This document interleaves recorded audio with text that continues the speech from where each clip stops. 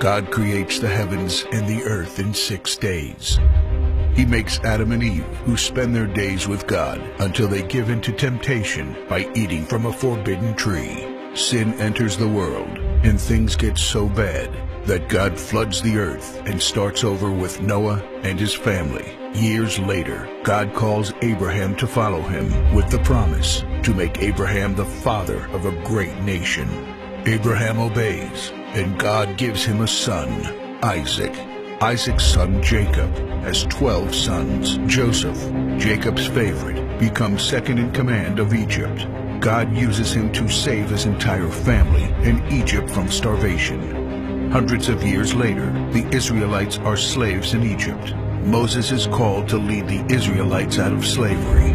Joshua takes over after Moses and leads the people into the promised land. After Joshua, God raises up judges, temporary military leaders like Deborah, Gideon, and Samson, who protect and fight for God's people. The people tire of this leadership, and they call for a king. God gives Israel King Saul, King David, and then King Solomon. But it's all downhill from here. The people rebel.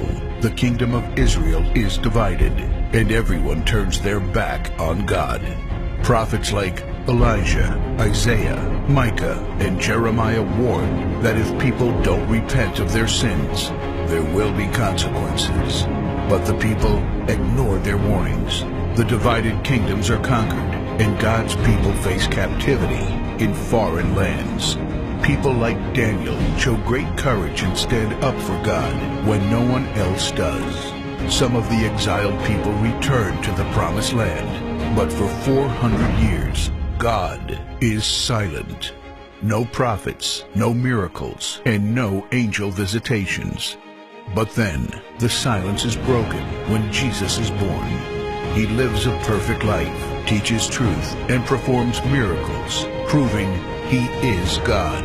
He shows us the full extent of God's love by taking our place and dying on the cross for our sin. He is placed in a grave, but 3 days later, Jesus rises again, conquering sin and death. His followers travel the world, sharing the good news of His love and starting churches.